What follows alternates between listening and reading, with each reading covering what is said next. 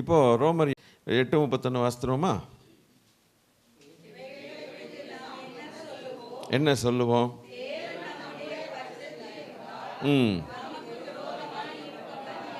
இது இந்த வார்த்தைக்கு அர்த்தம் என்ன? நீங்கள் சொல்லலாம், சந்தோஷமாக சொல்லலாம். நம்ம கூட இருந்தால் அந்த அளவுக்கு ஆண்டவர் நம்ம பட்சத்திலேருந்து பேசுறதுக்கு நம்ம என்ன விசேஷத்தை விஐபியா? அப்படியா? என்னையா விசேஷம் இருக்குது? அப்படியே அப்பா ஏன் ஒன்று நல்ல காரியம் இருந்தால் பரவாயில்ல, முழுக்க முழுக்க எல்லாமே அழுகி போன கத்திரிக்காய்.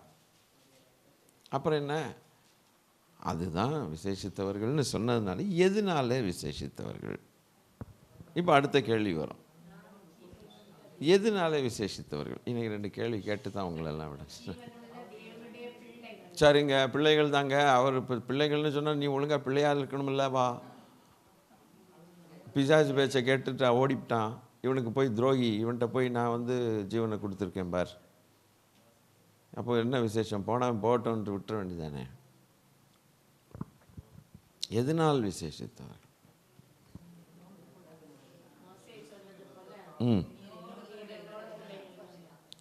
இருக்கிறேங்க, கரெக்டு. எதுக்கு இருக்கிறாரு?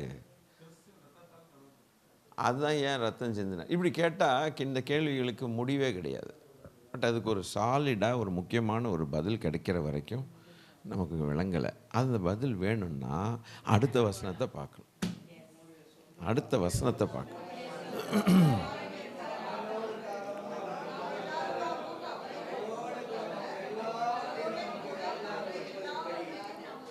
இப்போ சொல்லுங்க, நம்ம ஏன் விசேஷத்தோம்?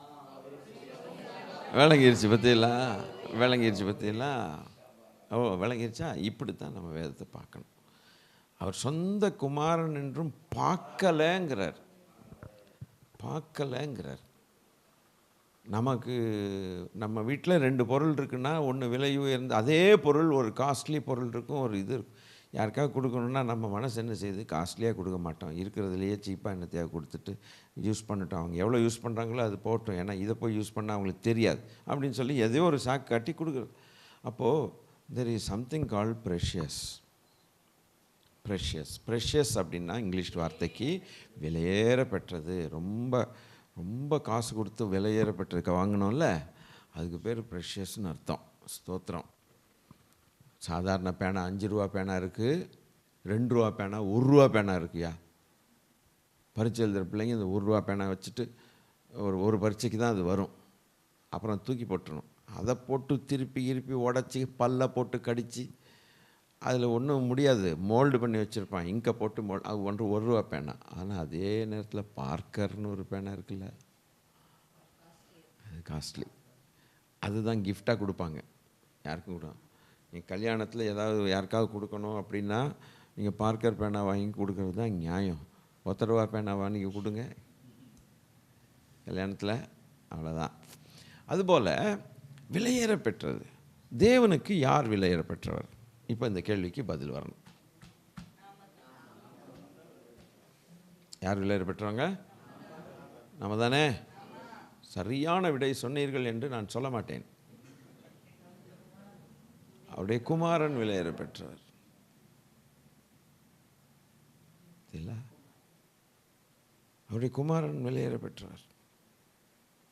அப்போ குமாரன் விலையேற பெற்றவர்னு எப்படி நமக்கு தெரியும்? நீதிமொழிகள் 8 நம்ம வாசிக்கும்போது 23 31 வரைக்கும் வாசிக்கும்போது அப்படி இருந்தது, அப்படி தெரியுது. என்ன சொல்லுது? சரி, ம் ம் ம் ம் ம் ம்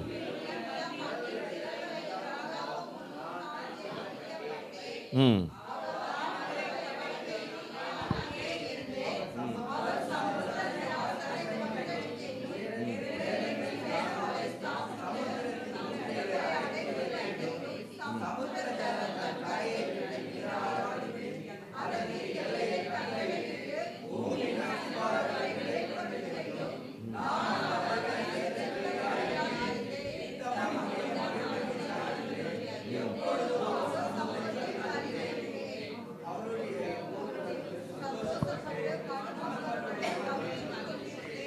இப்போ செல்ல பிள்ளைன்னு ஒரு வார்த்தை வருதா?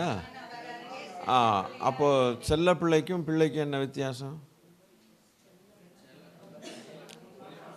உங்கள் பிள்ளைகளை பிறக்கும்போது செல்லான்னு கூப்பிட்டீங்க. அவன் 35 வயசு வந்துருச்சு அவனுக்கு, அந்த பிள்ளைக்கு செல்லான்னு கூப்பிடுவீங்களா? கூப்பிட்ற பேரண்ட்ஸ் இருக்காங்க. வா செல்லம் இப்படி வா அப்படிம்பாங்க. ஆனால் அந்த அந்த வார்த்தைக்கு என்ன அர்த்தம்னா ரொம்ப ரொம்ப பிரியம். என்ன செல்லம் அப்படிம்போம். ஆனால் ரொம்ப பிரியமாக அன்பாக பேசுகிறோம். இப்போ வேதவசனம் சொல்லுது, தேவகுமாரனாகிய கிறிஸ்து இயேசு பிதாவின் மடியிலே செல்ல பிள்ளையாக இருந்தார். எப்போ இருந்தார்னா மனுஷன் உண்டாக்குறதுக்கு உண்டான பிறகு அல்ல, பூமி உருவாகிறதுக்கு முன்னமேன்னு வேதவசனம் சொல்லுது. இப்போ சொல்லுங்கள், யார் விலையேற பெற்றவர் பிதாவுக்கு? குமாரனாகிய இயேசு கிறிஸ்து. இன்னும் ஒரு வசனம், யோவான் 1வது அதிகாரம் 18வது வசனத்தை பாருங்கள். சரி,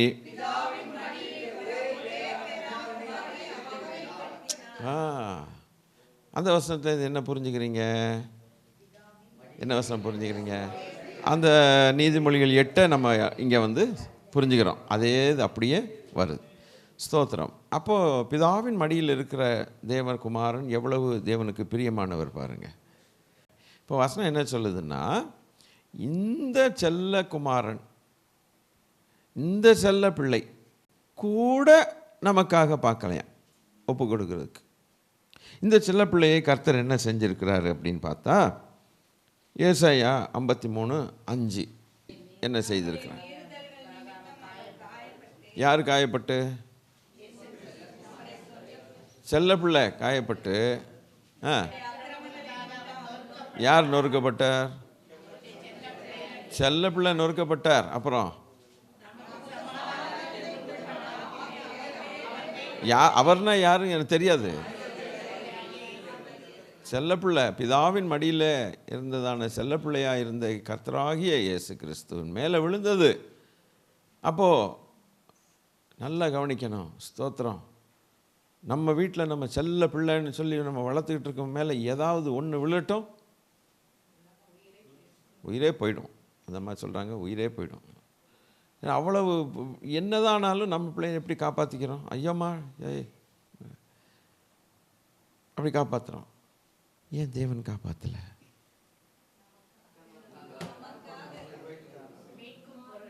அதான். அப்போ நம்மளை இப்படி நேசித்தார். சொல்லப்போனால் அவர் தேவன், நாம் மண்ணிலேருந்து எடுக்கப்பட்ட மனுஷர்கள். ஜீவ சுவாசத்தை ஊதி விட்டாங்க. நம்ம வெளியில் இருக்கிறவங்க. ஆண்டவர் உள்ள சர்க்கிள், அது காட் ஹெட், பிதா குமாரன் பரிசுத்த ஆவியான ஒன்றான மெய் தெய்வம், ஒரே தெய்வம் தான். அது அப்படி இருக்குது, ஸ்ட்ரக்சர் அப்படி வச்சிருக்கு. சொல்லப்போனால் வெளியில் இருக்கிறவங்கள போட்டோம், அவன் தப்பு பண்ணிட்டான்னு அப்படியே விட்டுருந்துருக்கலாம், விடலையே. அப்போது அவனை மீட்டுக்கொள்கிறதுக்காக, ஸ்தோத்திரம், செல்ல பிள்ளையாக இருந்தாலும் மடியில் இருக்கிற பிள்ளையை நொறுக்கி ரத்தம் சிந்த வச்சு வேதனைப்படுத்தி, இவனுக்கு சமாதானம் இல்லைன்னா உங்களுக்கு இருக்கக்கூடாதுன்னு சொல்லி அந்த சமாதான குறைவை இவர் மேலே போட்டு, நீங்கள் வாங்கி கொடுங்க, உங்கள் சமாதானத்தை கொடுத்துருங்கன்றார். என்ன இது? அவங்களுக்கு இல்லை, அவங்களுக்கு இல்லைன்னு நான் என்ன பண்ணேன்? உங்கள் சமாதானத்தை கொடுங்க. எப்படி இருக்குதுன்னா அவங்க வேலை செய்கிறவங்க ஒருத்தங்க இருக்கிறாங்க, அவங்க சொல்லாமல் கொள்ளாமல் திடீர்னு லீவு போட்டாங்க. எஜமான் மேனேஜரை கேட்குறாரு, எங்கே அவங்க வரணுமே வேலைக்கு, என்னாச்சு? தெரியல, போயிட்டாங்க, இன்றைக்கி போயிட்டாங்க, சொல்லலை. என்ன சொல்லையே? உங்கள்கிட்ட சொல்லலை, என்கிட்ட சொன்னாங்க. என்ன இந்த கம்பெனியில் என்ன ரூலு? எல்லாம் என் டேபிளுக்கு வரணும் அல்லவா? யார் இன்றைக்கி எத்தனை பேர் வேலைக்கு வந்திருக்கா, எத்தனை பேர் லீவு, எல்லாம் வரணும் அல்லவா அப்படிங்கிறாங்க. மேனேஜர் சொல்கிறாங்க, ஐயா அது அவங்களுக்கு இது இல்லையா, அது இல்லையா, அது அப்படிங்கிறாங்க. உடனே எஜமான் சொல்கிறாரு, அப்போ உன் சம்பளத்தை கொடு, நான் அவனுக்கு சம்பளம் கிடையாது இன்றைக்கி. இப்போ எஜமான் சொல்கிறாரு அவனுக்கு இன்றைக்கி சம்பளம் கிடையாதுங்கிறாரு. உடனே மேனேஜர் சொல்கிறாரு, ஐயா ஐயா அவனுக்கு பிழைக்க, அப்போ உன் சம்பளத்தை கொடுத்துரு, நான் தர மாட்டேன். மேனேஜருக்கு எப்படி இருக்கும்? எனக்கு என்ன தேவையா? எனக்கு பொண்டாட்டி பிள்ளைகள் இருக்காங்க, ஏன் சம்பளத்தை கொண்டு வந்து அவன்கிட்ட கொடுத்தா யாராவது செய்வாங்களா? இங்கே கர்த்தர் செஞ்சிருக்கிறார். இங்கே கர்த்தர் அதை செஞ்சிருக்கிறார். ஐயா அவங்களுக்கு சமாதானம் இல்லையா?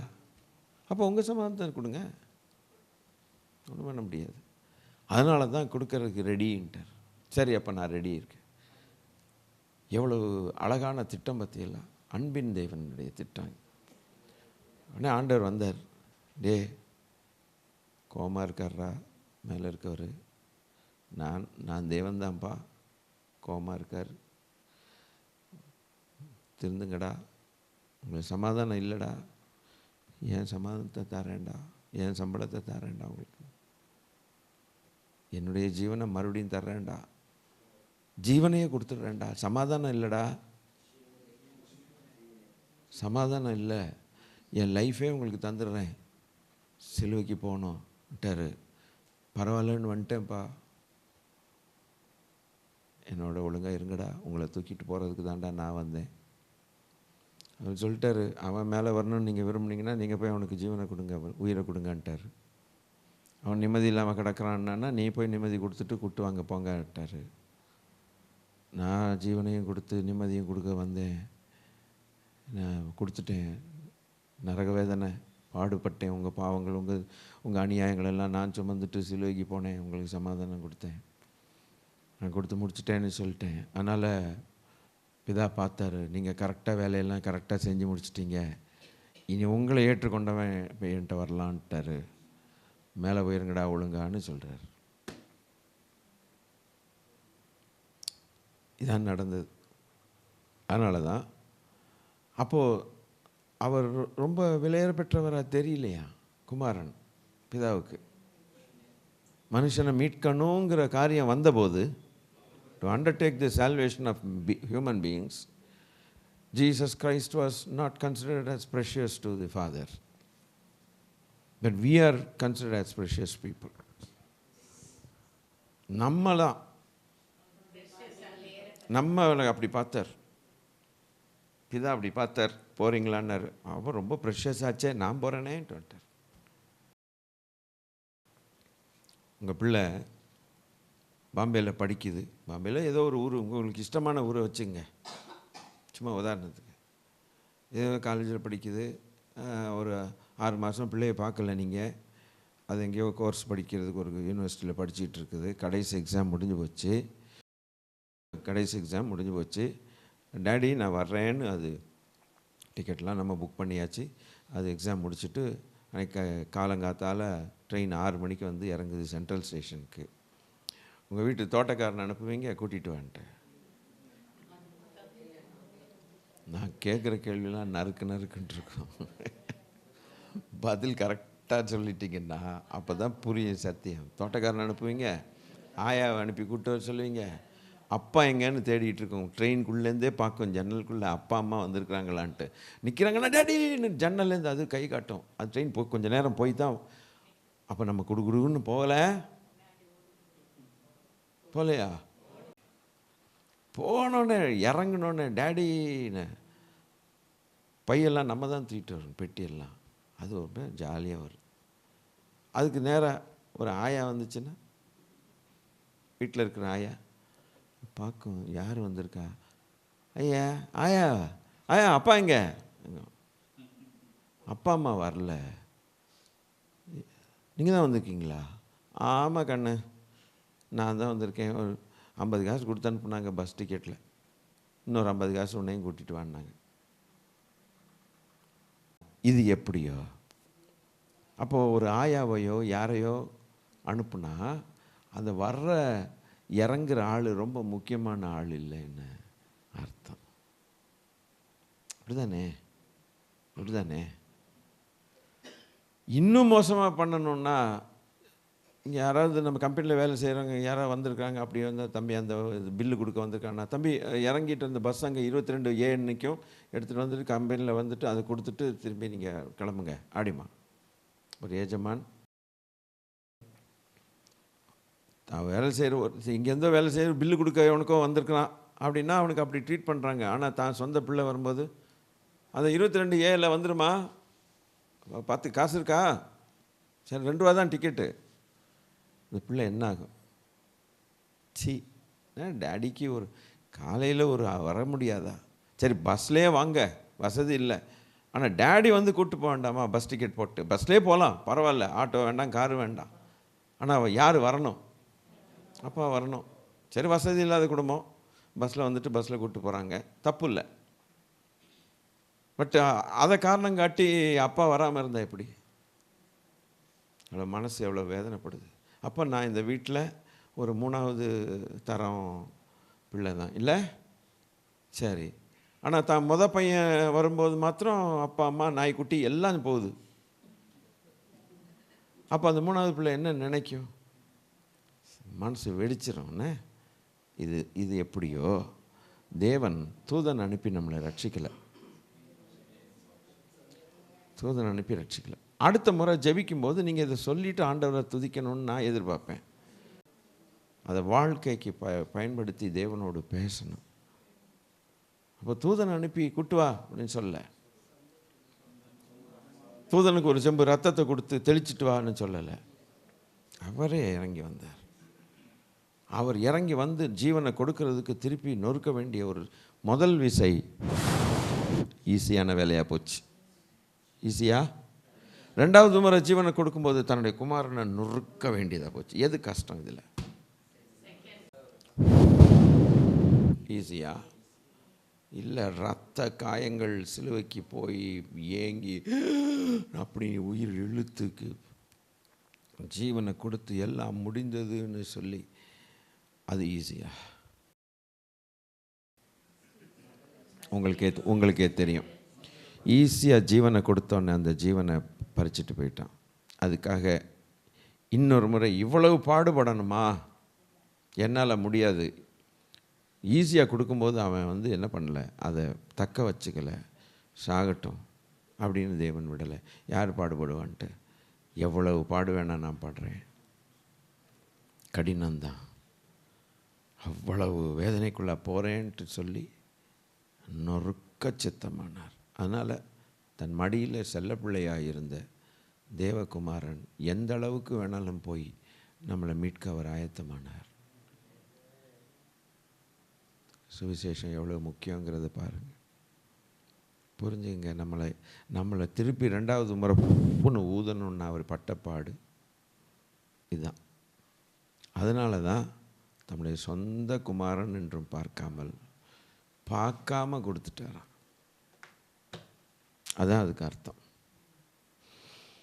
இப்போ இதுக்கு அடையாளம் என்ன? முன் அடையாளம் எப்படி? ஆதியாகமம் 22வது அதிகாரத்தில்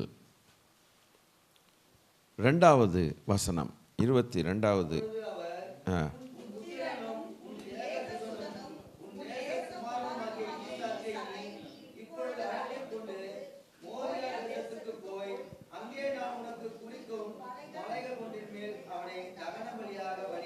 வெயிட் பண்ணுங்க, என்ன பாருங்க, ஒரு முன்னடையாளம் அங்கே தெரியுது. அந்த வார்த்தைகள் எப்படி இருக்கு? உன் புத்திரன், ஏகசுதன், நேசகுமாரன். உன் புத்திரன், ஏகசுதன், நேசகுமாரன், நொறுக்கு அப்படின்னார். நொறுக்குன்னார். அவன் நொறுக்க போயிட்டான். நொறுக்க போயிட்டான். ஏன் நொறுக்க போனான்? எப்போ பார்த்தாலும் ஆபிரகாம் தன் பிள்ளையை பலி கொடுத்தான்னு பிரசங்கங்களும் ஓடும். நம்மளும் 1008 தரம் கேள்விப்பட்டிருக்கோம். இந்த காலை கேட்ட காலை விட்டுட்டு நம்ம அதுக்குள்ளே ஆழமான அர்த்தங்கள் நமக்கு ஒன்றுமே தெரியாது. எதனால் அவன் கொடுத்தான்? விசுவாசம். விசுவாசம். அதுதான் என்ன ஆசீர்வாதம்? அது சுயநலம். தகப்பனா நான் மாறுவேங்கிறது விசுவாசம் என்னுடைய நன்மைக்காக. அது நீதியாக எண்ணப்படலை. அவர் அப்போ வேற ஏதோ நினச்சி அந்த வேலையை செய்ததுனால தேவன் அவனை நீதிமான் சர்டிஃபிகேட் கொடுத்துருக்காரு. அது என்ன? விடுங்க. அவன் என்ன எதனால் கொடுத்தான்னா, ஆதியாகமம் 3:15 விசுவாசித்தான். ஆ ஆ ஆ ஆ ஆ இது அவனுக்கு தெரியும். இல்லை மேற்கொள்றதில்ல. இது அவனுக்கு தெரியும். மேற்கொள்றதில்ல. இது அவனுக்கு தெரியும். என்ன தெரியும்? மனுக்குலத்தை கெடுத்த பிசாசின் தலையை நசுக்க தேவன் தம்முடைய குமாரனை நொறுக்குவார்னு அவனுக்கு தெரியும். அப்போ அவன் என்னத்தை விசுவாசித்தான்?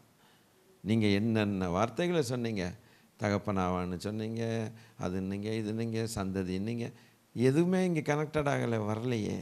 மிக முக்கியமானது என்ன? ஆழமான அந்த பாயிண்ட் அது என்னன்னா, அந்த 3:15 அவனுக்கு தெரியும். அவனுக்கு மனுக்குலத்தை கெடுத்ததான சண்டன் அவன் தலையை உடைக்கிறதுக்கு தேவன் தம்முடைய குமாரனை நொறுக்க சித்தம் கொண்டார், முன் அடையாளமாக இதை செய்ய சொல்லுகிறார்னு சந்தேகப்படாமல் செய்ய துணிஞ்சான்.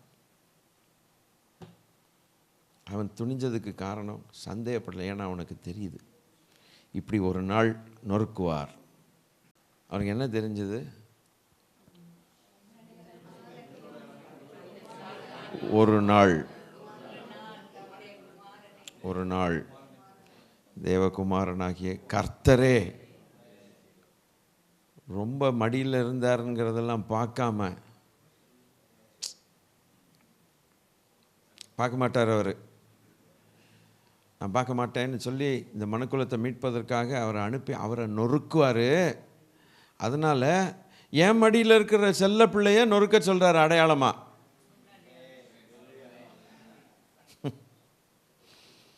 குமாரன் ஏகசுதன் உன் புத்திரன் நேசகுமாரன். புத்திரன் ஏகசுதன் நேசகுமாரன். வார்த்தைகள் எப்படி வருது? ஏப்பா உன் பையனை கூப்பிட்டு வந்துப்பா, கூப்பிட்டு வந்து ஏதாவது பண்ணுப்பா அப்படின்னு சொல்லலாம்.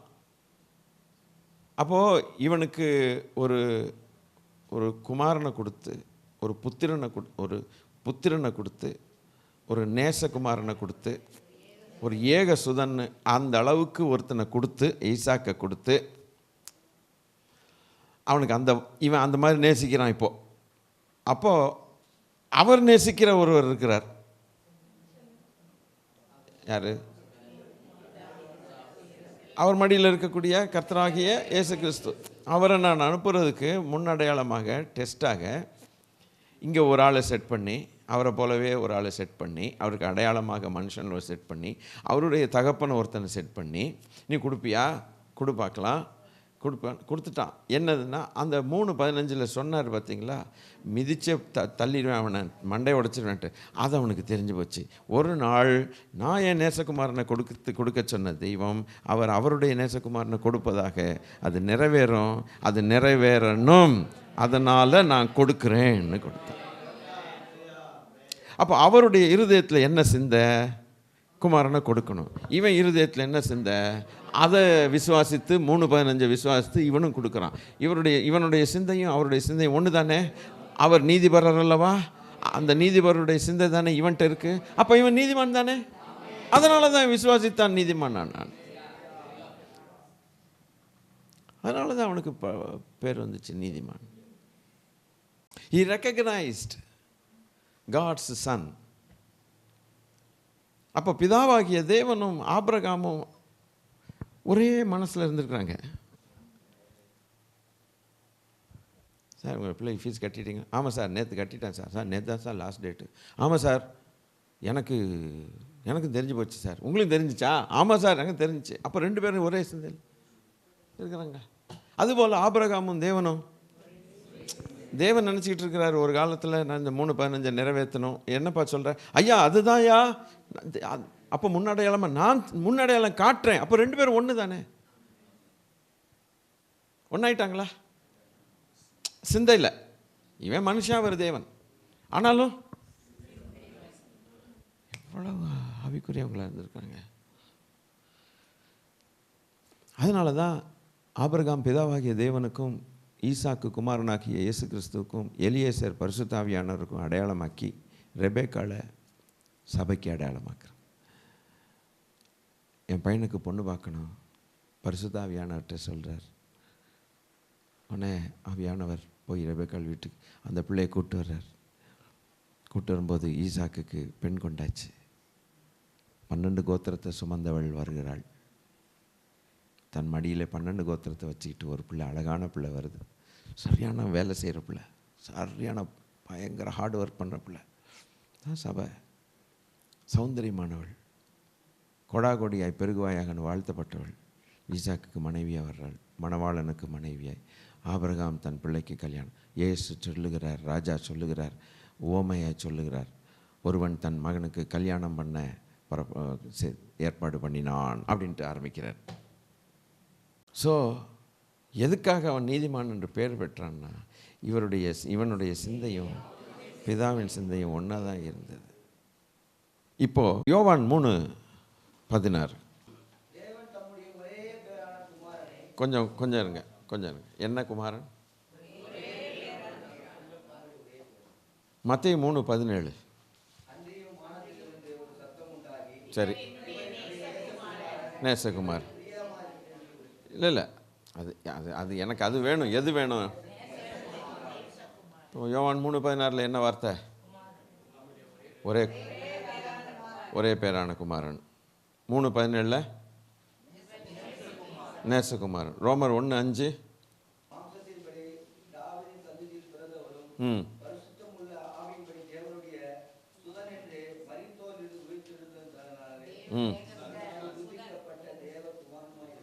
அங்கே என்னென்ன வருது? தேவசுதன் வருதா? அப்போது யோவான் 3:16 மத்தேயு 3:17 நேசகுமாரன், ஒரே பேரான குமாரன். ரைட்டா? ஒரே பேரான குமாரன், நேசகுமாரன். அப்போ ரோமர் 1:5 தேவனுடைய சுதன். இந்த 3 வார்த்தைகளும் 22:2 வாசிங்க. ஆதியாமம் 22:2 வாசிங்க. சரி, ஏகசுதனம். வா, இப்போ உங்களுக்கு புரிஞ்சிருக்கணும். அதே வார்த்தைகள். அப்போ அவன் எந்த அளவுக்கு ஒரு தீர்க்கதரிசியாக இருந்து விசுவாசித்து 3:15 அவன் விசுவாசித்துட்டு, ஆமாம் கர்த்தர் தம்முடைய குமாரனை ஒரு நாள் நொறுக்குவார் மனுபுரத்திற்காக, அதுக்கு முன்னடையாளமாக அதை நம்மளை செய்து காட்ட சொல்கிறார் அப்படின்ட்டு கர்த்தர் செய்கிற நீதியான கிரியைகள், குமாரனை அனுப்புவது நீதியின் காரியம். அதனால் டக்குன்னு சந்தேகப்படாமல் அதை ஓங்குனா பாருங்க, நிறுத்தி சொல்லிட்டார் ஆண்டார். முன் அடையாளமாக நீ செய்தால் போதும், சாம்பிளாக நீ செய்ய வேண்டாம். நரபலி ஆகிடும் இது. தேவன் நரபலி அல்ல. தேவன் பலியானார், அவர் மனுஷன் அல்ல, அவர் தேவன். அதனால தான் நரபலி கிடையாது அது. ஆனால் ஒரு மனுஷன் இன்னொரு மனுஷனை கொண்டுட்டான்னா அது நரபலி.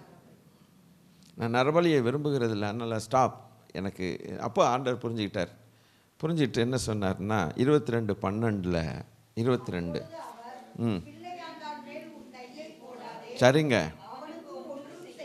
சரிங்க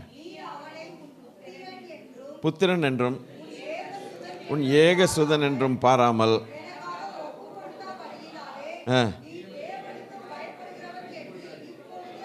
அந்த டெஸ்ட்டில் நான் இப்போ ஒன்று அறிகிறேன். அப்போது உன் மனசும் என் மனசும் ஒன்றா இருக்குது. சரி, இப்போ அதுலேருந்து என்ன கண்டுபிடிச்சிங்க? இந்த வார்த்தையிலேருந்து யாராவது ஒருத்தர் முடியுமானார்? ஏகபுத்திரன் அதெல்லாம் பார்த்துட்டோம்.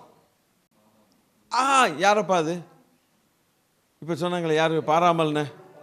யார் சொன்னது? பிரவீனா? ரைட். பாராமல்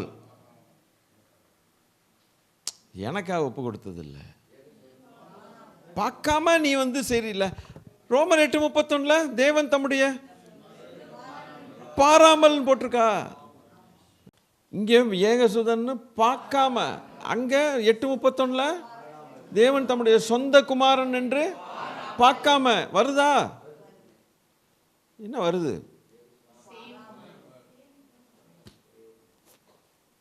அப்படியே. அதனால அதை முன்னடையாளமாக இப்போ புரியுதா நம்ம எவ்வளவு விசேஷித்தார்கள்? இப்போ புரியுதா? முன்னடையாளமாக அங்கேயும் அதே வார்த்தைகள், நேசகுமார், ஏகசுதன். அப்படியே கர்த்தராகிய இயேசு கிறிஸ்துவுக்கு என்னென்ன வார்த்தைகள் வந்ததோ,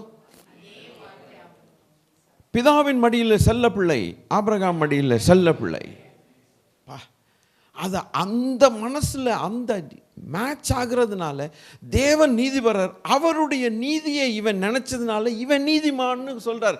சும்மா 2 கத்திரிக்காய் ஏழைகளுக்கு 2 கூட்டு பிரியாணி பாக்கெட் வாங்கினால நீதிமான் கிடையாது. புரிஞ்சுக்கணும். அப்போ கர்த்தராகிய இயேசு கிறிஸ்து ஆகிய நீதியாகிய தேவனை ஏற்றுக்கொண்டவர்களும் இப்போ நீதிமான்கள். அவரை நொறுக்க தேவன் நொறுக்க சித்தமான குமாரனை ஏற்றுக்கொண்டவர்கள் நீதிமான்கள். அவருடைய குமாரனாகிய இயேசு கிறிஸ்து நமக்குள் வரும் பொழுது நாமும் நீதிமான்களாக்கப்படுகிறோம். அது ஆபிரகாமுக்கு தெரிஞ்சது. அதனால தான் அதை விசுவாசித்தான். அதனால தான் அவன் நீதிமான். அதனால தான் நாம் ஆபிரகாமுக்கு பிள்ளைகளாயிட்டோம், குமாரனை ஏற்றுக்கொண்டதுனால. இப்போது தம்முடைய சொந்த குமாரன் என்றும் பாராமல்ங்கிறதுக்கு ஒரு முன்னடையாளமாக உன் நேசசுதன் என்றும் பாராமல்னு இருக்குது.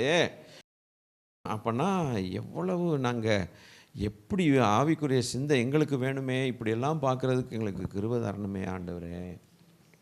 அதை நாங்கள் உள் வாங்கிட்டு ஒன்று ஆண்டவருக்கு நன்றி சொல்லணும், இன்னொரு பக்கம் அழிவில் போகிற மக்களில் போய் சந்தித்து அவங்களுக்கு சுவிசேஷம் சொல்லணுமே ஆண்டவரே. கஷ்டமான வேலை தான்.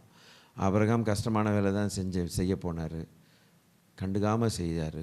என் பிதா, நம்முடைய பிதா பயங்கர கஷ்டமான காரியம். அதான் சொன்னேன், ஒன்று ஊதுறது ஈஸி, 2வது முறை அப்படின்னு ஊதி கொண்டு வந்திருக்கலாம், நடக்காது. முதல் முறை மண், அந்த மண் பாவம் செய்யலை. முதல் முறை மண் அது என்ன செஞ்சிச்சு? அதுக்கு ஜீவனே கிடையாதே. அதனால் அதுக்கு ஜீவனை கொடுத்து என்கிட்டயே உட்காருப்பா மடியில் நீயும் அப்படின்னா அது ஓடிடுச்சு. பற்றியில் வெளியில் ஓடிட்டு அவள் உள்ள எல்லா அசுத்தங்களும் உள்ளே பாவங்கள் சாத்தானுடைய சிங்காசனம் இருக்கிற மாதிரி எல்லாம் குடிகொண்டு கேவலமான காரியங்கள்லாம் மனுஷனுக்குள்ளே இருக்கும்போது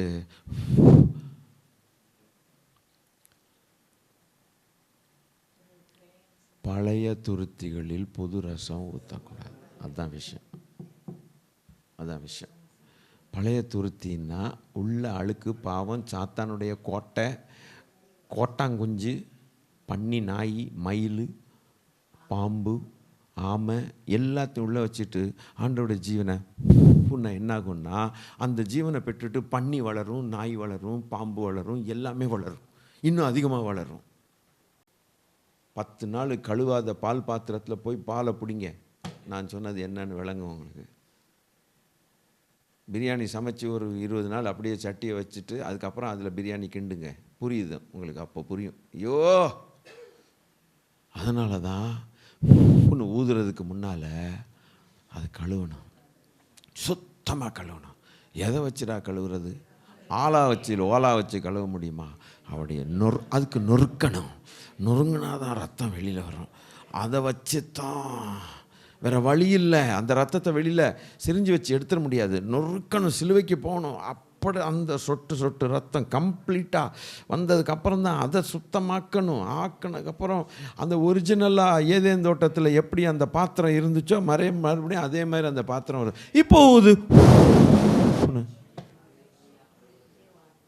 இப்போ ஊதுங்க. புது ஜீவன். ஒருவன் கிறிஸ்துவுக்குள் இருந்தால் புதிய சிருஷ்டியாக இருக்கிறான், எல்லாம் பழையவெல்லாம் வசனங்களுடைய விளக்கங்கள் நீங்கள் இப்படி தான் புரிஞ்சுக்கணும். அப்போ நீங்கள் கிறிஸ்துவை ஜீவனை உடையவர்களாக இருங்கள், வெளிச்சத்தின் பிள்ளைகளாக இருங்கள். எல்லாம் இது இனி நீங்கள் பழையவர்கள் அல்ல. சபைக்கு அதுதான், எப்பா இன்னும் பழைய புத்தியோடு இருக்கிறியே, எப்படி இன்னும் பழைய காரியங்களே சண்டை பொறாமை போட்டி அதில் உட்காந்துருக்கீங்க எப்படி கேட்குறாங்கல்ல. ஏன்டா உன்னை கழுவி சுத்தமாக்கி திருப்பி ஜீவனை கொடுத்ததுக்கப்புறம் அதை கெட்டுப்போன பாத்திரம் மாதிரி நாரிக்கிட்டு இருக்கு உட்காந்துருக்கியே, எப்படிரா நாரிக்கிட்டு இருக்கிற பாத்திரத்தை புது பால் ஊற்றுவாங்களா, புதுசு பண்ணுவாங்களா? அதனால தான் நான் பட்ட பாடு உங்களுக்கு ஞாபகத்தில் இல்லையா, உங்களை மாற்றுறதுக்கு, உங்களை கழுவுறதுக்கு? எப்படி நீங்கன்னு கேட்பாரா இல்லையா? சுத்தம் பண்ண இருக்கா? இன்னும் சும்மாவா கிடைக்குது? 10 ரூபா கொடுத்தா 1/4 லிட்டர் இயேசுவின் ரத்தம் கிடைக்குதான் அண்ணாச்சி கடையில்? அது உடையணும். அது உடஞ்சாதான் அவ்வளவு ரத்தம் வருது. அந்த அலபாஸ்டர் பாக்ஸ் உடஞ்சி எப்படி அந்த நலதங்கிற தைலம் வருதோ, அதுபோல் இவருடைய சரீரம் பிக்கப்பட்டால் ஒழிய ரத்தம் வராது. அந்த ரத்தம் வந்தால் ஒழிய நம்ம பாவத்தை கழுவ முடியாது. வேறு எதுவுமே அதுக்கு ஈக்குவல் கிடையாது, சமம் கிடையாது. ஆற்று தண்ணி, அந்த ஆற்று தண்ணி, இந்த ஆற்று தண்ணி, அந்த தண்ணி, இந்த தண்ணி, எந்த தண்ணியும் சமம் கிடையாது. அவருடைய ரத்தம் வரணும். அவர் ரத்தம் வரணும்னா உள்ளே இருக்கிறது உடையணும். அந்த பாத்திரம் உடைஞ்சா தான் வரும். உடைக்கிறேங்கிறார், கடினமான வேலை, பரவாயில்லங்கிறார். உடைச்சி சுத்தமாக்கிட்டு மறுபடியும் ஊதணும்னா என்ன தேவைக்கு? நம்மளை அவ்வளவு நேசிக்கிறதுக்கு என்ன தேவைக்கு? என்ன தேவைக்கு? அன்பு, தேவ அன்பு. கொஞ்சம் அர்ப்பணிச்சுட்டு நன்றி சொல்லி, தேங்க்யூ லார்ட். ஆண்டவர் நம்மோடு பேசினார்ல காலைல, சும்மா இல்லை. இன்னும் அந்த கசப்பு, இன்னும் அந்த செல்ஃபிஷ்னஸ்ஸு, இன்னும் அந்த சுயநலம், இன்னும் அந்த குடும்பத்தில் சமாதானம் இல்லை, சண்டை, இன்னும் அசிங்கமான வாழ்க்கையாக இருக்குது. ஸ்தோத்திரம். வேஷம் போட முடியாது இல்லை பிள்ளைங்களே? இல்லையா? இன்றைக்கி மனம் திரும்பலைன்னா நீங்கள் என்றைக்கு மனம் திரும்ப மாட்டீங்கன்னு என்னுடைய அபிப்பிராயம். அல்லேலூயா. ஒருவேளை கெட்ட காரியங்கள் இன்றைக்கி விடலைன்னா நம்ம வாழ்க்கையில் வேஷம் போட்டுக்கிட்டே இருப்போம், விடமாட்டோம். நம்ம வாழ்க்கை நாறிக்கிட்டு தான் இருக்கும். நம்ம சிரிச்சிக்கிட்டு இருப்போம், இங்கே ஸ்தோத்திரம் பக்தியாக காட்டிகிட்டு இருப்போம். ஆனால் வெளியில் நாறிக்கிட்டே போகும். நம்ம உள்ளத்துக்கு தெரியும், நம்மோடு கூட இருக்கிற குடும்பத்தாருக்கு தெரியும் நம்ம யாருன்ட்டு, இல்லையா? ஒரு ஜெபம் பண்ணுங்க, அர்ப்பணிங்க. ஆண்டவர் பார்த்தீங்களா எவ்வளோ ஸ்ட்ராங்காக இருக்காங்க நம்மள்கிட்ட. அதே நேரத்தில் அவருடைய அன்பை குறித்து எவ்வளோ ஸ்ட்ராங்காக சொல்கிறாங்க. என் பிள்ளைகளே, என்னை உங்களுக்கு புரிஞ்சுக்கல, நீங்கள் புரிஞ்சுக்கங்க. இதுதான் ஐயா அம்மா வர ரொம்ப டீப்பாக போயிட்டே இருக்கிறார் அவர். நான் என்ன பண்ணுவேன்? ஸ்தோத்திரம் ஏசப்பா. நன்றி நன்றி நன்றி நன்றி நன்றி நன்றி நன்றி நன்றி அப்பா. என்ன கம்பேரிசன் கொடுத்து எப்படியெல்லாம் பேசுகிறீங்க ஐயா. நாங்கள் இதெல்லாம் நினச்சோமா ஆண்டவர்? இதை கொண்டு போய் 4 பேருக்கு சொல்லணும்ல நீங்கள் ஆசைப்படுறீங்க. அழிஞ்சு போகிறவன விட்டுறேன்னு நான் விடலையாப்பா, நீ விட்ட மாதிரி. நீ ரொம்ப கேஷுவலாக இருக்கிறியாப்பா. போனால் போட்டோம் நரகத்துக்கு அப்படின்னு நீ உட்காந்துருக்க. நான் அப்படி இருந்தேன்னா உங்க அதை என்ன இருக்கும்? என் மடியில் இருக்கிற நேசகுமாரன்னு நான் பார்க்கல. அதுபோல தான் ஆபிரகாமு செஞ்சான். அவன் பிள்ளைன்னு நேசகுமாரன்னு பார்க்காம ஓங்குனான் கையை. நான் தான் நிறுத்தினேன். ஒரு ஆட்டுக்குட்டியை கொண்டு வந்து கொடுத்தேன் அந்த இடத்துல. அதுக்கு என் குமாரனுக்கு அப்போனா நொறுக்க சித்தமாவாருங்கிறது அவன் விசுவாசித்து எவ்வளோ அழகாக அவன் நீதிமான் ஆனான். என் பிள்ளைகளை அதை போய் சொல்லுங்கள், நான் எல்லாருக்காக நொறுக்கப்பட்டேன். உலகத்தில் ஒருத்தருக்காக மாத்திரம் இல்லை. ஸ்தோத்திரம். எல்லா மனுபுத்திரருக்காக நான் நொறுக்கப்பட்டேன். என்னுடைய அன்பு இப்படி தான் வெளிப்படுது. என் தெய்வமே, நீர் சொன்ன வார்த்தைகள் ஐயா எங்கள் உள்ளத்தில் பதியட்டும், எங்கள் உள்ளத்தை தைக்கட்டும். எப்படியாகலும் ஒரு சிலருக்கு இரக்கம் பாராட்டி பயத்தோடு ரட்சித்து அக்கினியிலிருந்து இழுத்து தேவரீர் நீர் சொன்ன வார்த்தைகளை எங்களை பயன்படுத்த கிருபை செய்யுங்க. உங்கள் அன்பு எங்களை நெருக்கி ஏவுகிறதற்காக நன்றி சொல்லுகிறோம். இந்த வசனங்களை இப்படி கர்த்தருடைய ஆவியானவர் எங்களுக்கு விளக்கி கொடுத்ததுக்காக கோடி ஸ்தோத்திரங்கள். தொடர்ந்து நம்முடைய பிள்ளைகளை ஆசீர்வதித்து வழி நடத்துங்க. எங்கள் ஆண்டவர் இயேசு கிறிஸ்துவின் நாமத்திலே கேட்கிறோம் பிதாவே, ஆமென். என் ஆத்துமாவே, என் முழு உள்ளமே, என் ஆத்துமாவே அவர் செய்த ஆமென். இதை சொல்லி கொடுத்த தேவனுடைய நன்மைகளை மறக்காதே. ஆமென், ஆமென், ஆமென், ஆமென். கர்த்தர் உங்களை ஆசீர்வதிப்பாராக. God bless you.